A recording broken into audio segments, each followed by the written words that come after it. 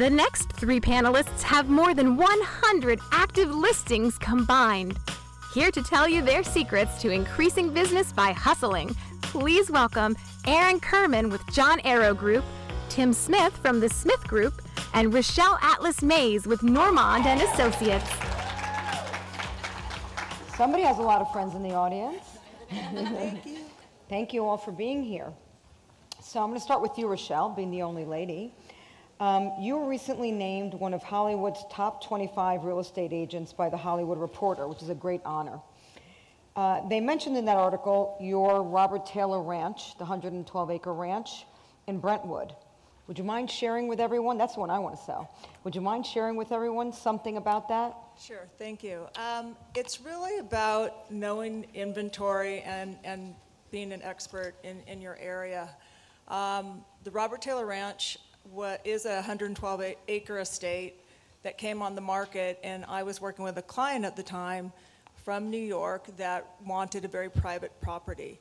I knew the property very well. I grew up going to parties at the venue, and the minute that it came on the market, I called my client and said, "You have got to buy this property. The value's there. You have to do it."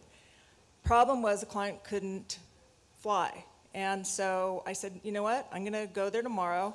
I hired a drone and spent the day droning the property and sent it to my client. And at the end of the day, she said, go ahead and buy it, and we did. So you do what you need to do to get it. You do what you need to do, and really thinking out of the box, right? Was that a very satisfying commission check? It was, it was. Yes, Thank you, yeah, it was. Aaron, I know you forever. It feels like, it may not quite be forever. Forever. Yeah. Tell me what a typical day in the life of a luxury celebrity real estate broker looks like. Well, I don't buy into, celebrity. We're just brokers. I just got back from Tokyo. You're just a broker. I don't know about anybody else. Yeah. I just got back from Tokyo about 3 hours ago. So our schedules are obviously immensely busy. Mm-hmm. Excuse me if I'm not on my best game. I'm slightly jet lagged. But, every day is different. Every day is unique. I try to think out of the box every single day. And, my speech used to be quite different. I used to say, live your life, be authentic, have fun, and the clients will find you, and you'll make a lot of money because you'll find your people. About a year and a half ago, I, wanted to change my business model and say, hey, I wanted to run my business like a business. And I found it to be so rewarding and so different. And my day's schedule is totally different now.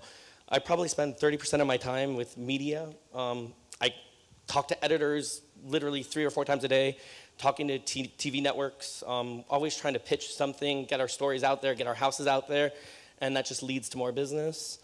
An example of just out-of-the-box thinking, a friend came to me and wanted me to invest in a restaurant, which is a losing venture, and I knew I would lose a ton of money with it, but the partners involved were billionaires and uber successful. And so I dropped, $150,000, knowing I was going to lose money, and I probably will. But from that 150, in 6 months, I've already sold or made about $1 million in commissions from that alliance. And you got free food? And I got free food, obviously free food. So I think out of the box thinking is really, really important, and that keeps you really busy. And I went to Tokyo to meet a CEO, Fortune 500 guy, and from there, ended up at a sushi bar where somebody knew another person looking to buy in LA a $20 million house. And so that kind of movement keeps us not only busy, but, successful. Yeah, it really is. Who is sitting next to you? I mean, we have to really keep that in mind. And sometimes it's hard to do that, but you have to. We're always fishing. Fish, fish, fish. Tim, tell us something about what your day looks like and how your staff helps you make the deals that you make. So in Orange County, which is kind of out in the country from here, we have a harder time selling $10 million real estate and up, and so we have to be very creative about how we get the right buyers through. We had an event at one of our listings that just went in escrow last week with 25 YPO / we don't really have... I thought you were going to say white people. You said YPO. YPO. Yeah, okay, Most white people, though. Okay, yeah. Sounded very not PC. Orange County. Yeah, I know, yeah. YPO. Orange people. Right, so we don't have the celebrities, we have like the Wall Street celebrities. So we had 25 guys, wealthy guys in this home hoping to sell it to them, but we had 3 former violent extremists from an organization that spoke to him, and it was unbelievable. We had some guy that was a former jihad, some guy was a former white Aryan Nation, and then a former Crip from LA, and this guy Melvin was awesome, but his whole thing was change your hustle. That's what he does to get kids out of gangs. They need to learn to change the hustle. Just as Aaron said, he changed his hustle, and for me, understanding a day for me, I think it starts, and if I just looked up the definition of hustle when we're up here, it's to move with force, unceremoniously into a specific direction. And I think the first thing for all of us is, where are we trying to go? That blueprint, the blueprint, are we trying to be #1 in our area? Do we want to make $1 million, whatever it is? But we are really religious about knowing where we want to go, so it comes down to our daily activity and really just breaking it down to kind of blocking and tackling for me. So for how it worked for my group, every day I do my nightly planning. I have a sheet, it's just a piece of paper, it's folded up in my pocket, and I have a list of things that I do. I send it to everybody in my staff. They try to get rid of all the stuff that isn't gonna pay me, and then only do the stuff that's gonna pay me. And so, and a lot of times it's like, you don't need to do this, you don't need to do that. And so it's about finding those things. And for me, blocking and tackling is just listing appointments and listing contracts. And going back to Kofi, I think the unceremoniously part about our hustle is whatever our unique selling proposal is. So everyone in my group, we have our elevator pitch, which is really just our listing appointment, which we can do in a line, we can do in 5 minutes, an hour, whatever, but we're constantly using the same thing. And then you really know it, right? So We then know you know it. it cold, because you're really using it every day in every presentation. What would you say was the most challenging day in your career until now?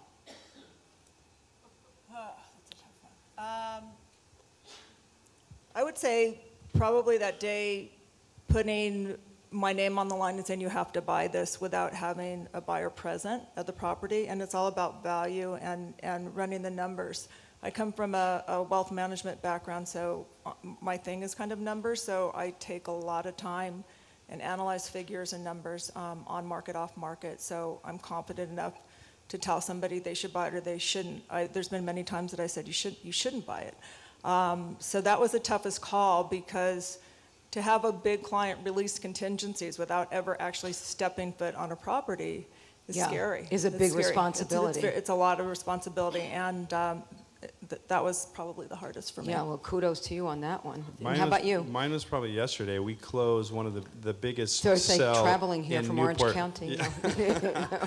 We closed the biggest deal in Newport Beach this year, and we double-sided it. And it was either a client was going to back out after releasing $1 million, or we were going to close. And Wow. it was like 1 week of. So we might not have had you here today had you not It was- closed. yeah, it closed, Yeah. so, Wow, yeah. so good. Congrats to you. So mine was, I lost $200 million of escrows in one day. And it was honestly. Was that one deal or multiple? It was one principal, but multiple deals. And it was like the worst day. And, you know, I'm one of those guys that I view real estate as a game of chess. You win some, you lose some. You never take it personally and you move on. That one took a couple days to like recover. I was spying it. I was looking for hot men. I was doing anything but real estate for like 10 days straight. Actually, it took about a month for me to really get back into the game. But the lesson I learned though from that was that, like I said, it comes and goes. And I think that if you look at the most successful people in this game, they're really positive. They don't take it too personally, and you know, with every door that closes, multiple doors will open. And one thing in terms of this topic of this thing that I think is really important is really spending your time knowing what's going to make you money and what's not going to make you money. And you know, this week or the week before I went to Asia, I went on 7 listing appointments, and I walked away from all 7. Because the sellers wanted too much money, they were giving too short-term contracts, and it just wasn't going to make sense. And you know, our time is our money, so it's really important to take that time and make sure it's going to work for you. I also think, like, you know, 90% of my day is trying to figure out how to get new business. I don't just, you know, even though I have a huge referral system, I don't wait for that. You know, everything you've probably learned today and talked about today is super important. When people say social media, like, it's great to have it, but it's not just posting your pictures so your mom and your grandma can see it. Like, that's not going to sell those houses. Figure out. Well, it depends on who your mom and your grandma true. are. Yeah, yeah. Well, yeah. Well, my mom from Reseda, I support yeah. them, so it's not going to sell houses. But, you know, if you figure out ways, and there are companies that can help you do this, to get the right followers, you'll see that, you know, that Are you actually suggesting works. Buying followers? No, not buying them. Tweaking, getting the right followers. There are ways to get, you know, wealthy people that follow you. Mm-hmm, I'm teasing you. And maybe that would be buying followers, sure. Yeah, yeah. Mm-hmm. What do you see over the next few years as changing, morphing dramatically from where we are in the business today to what people doing our jobs will be doing, let's say, 5 years from now?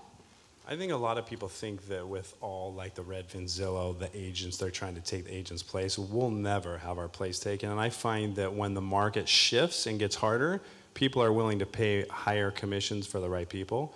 But I definitely think there's a shift. If you look at the data, I'm a data guy.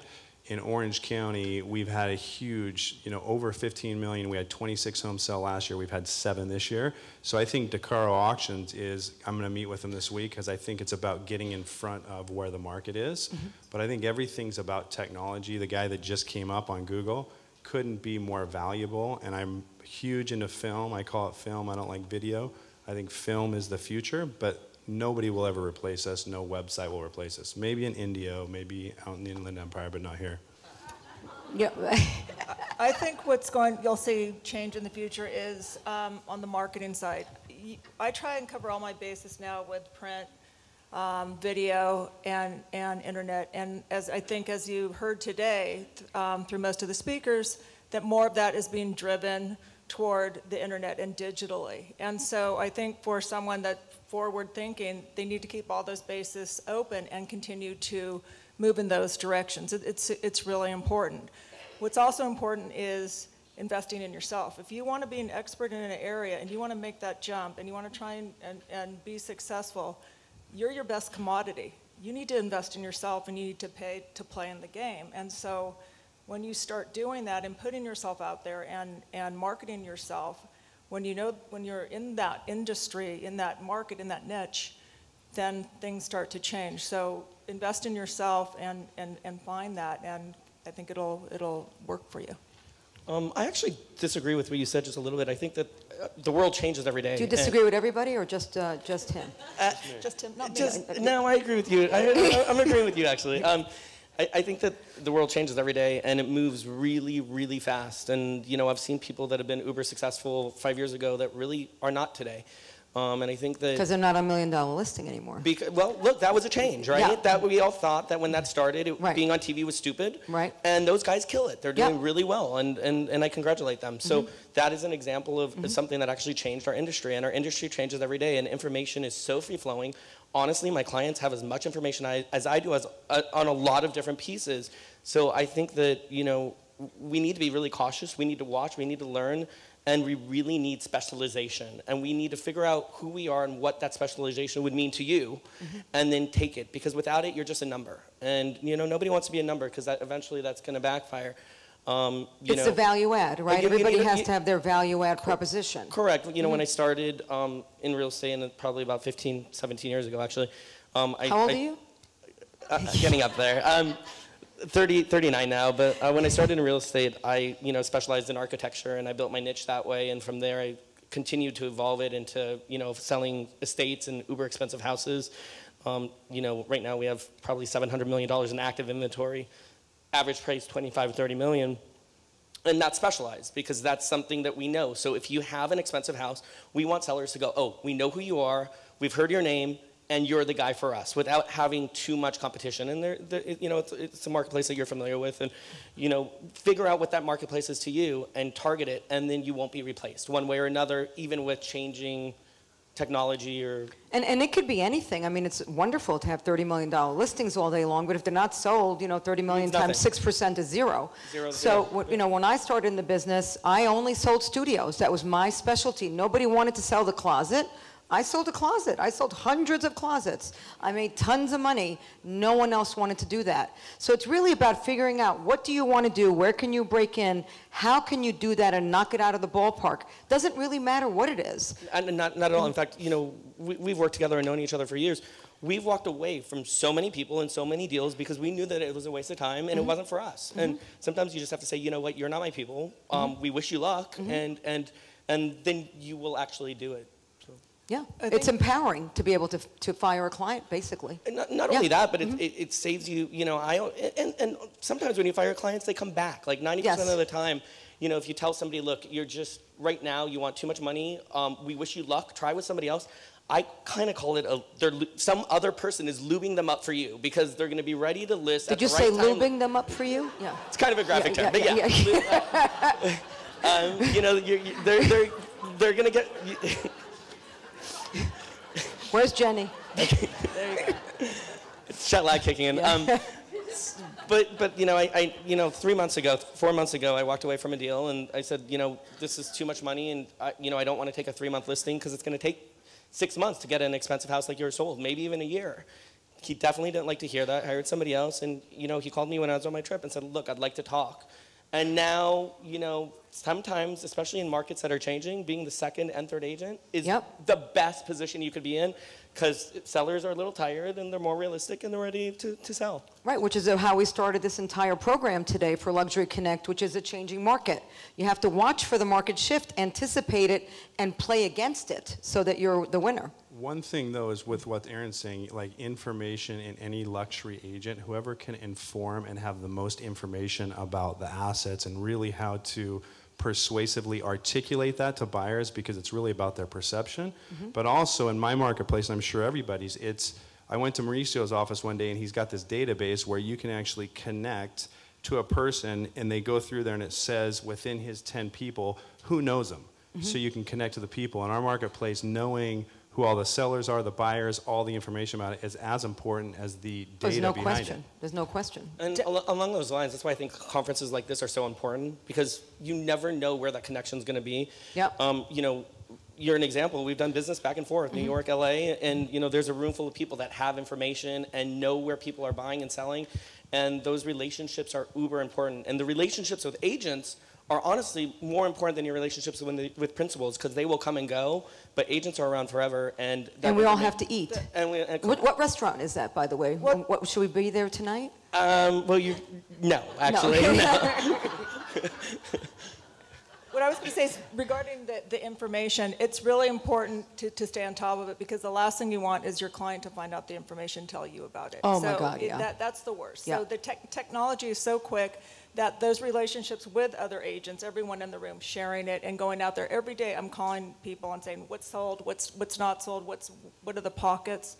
And you have to know, it just moves too quickly, and you have to be telling those clients, not them telling you. But it's not even about the house. It's almost information about the sellers, about who's getting a divorce, who is, you know, like having financial problems. All of this information is where you're going to give that value add, because a house reduced is public. A house that's sold, public. You know, Redfin, Zillow. So it's that added information, and the only way to know that is to infiltrate a community and a group of people, and just know those people. And get a lot of lube. But it's available even if you and get a lot of lube. But it is available even if you don't know the people. And I think the other thing is, like with what the agency's doing, I think sellers are expecting us as their agents to deliver unbelievable marketing. Marketing that you'd only see which marketing firms are doing, that's like the most cutting edge, because that will be the difference, I think, in the future. Yeah, no, I agree, especially with video film.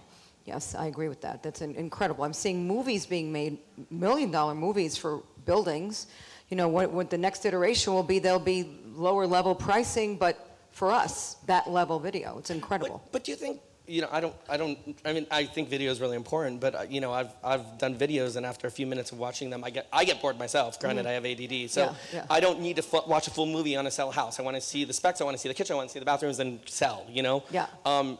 I think video is important, but to a certain degree and tailored the right way. Yeah, but lifestyle video, right? It doesn't have to be dry house. Yeah, but people that are buying houses already know their lifestyle. So Yeah. I would say, again, the right tailored video is certainly important. Video is going to be essential, but I think those 5-minute videos of people naked jumping in pools at a certain point starts to backfire too. Oh, for sure. But the videos are really for the sellers, I think. And I think the other opportunity that you're seeing a lot more is I think a lot of the builders, the big builders, are no longer trusting in-house sales staff. Yeah. So they're finding luxury agents like ourselves that can market, that have that information, that know the people, and hiring us. That's the real opportunity. Is we just listed a 27-unit complex that's 27 units on the bay in Newport, which it's a builder that's never hired somebody. And really, it just became, it just was because of that. These things will sell themselves. Right, because you add the value. Right. You got the right people to offer it to. Exactly. Well, that was amazing. Thank you so much. What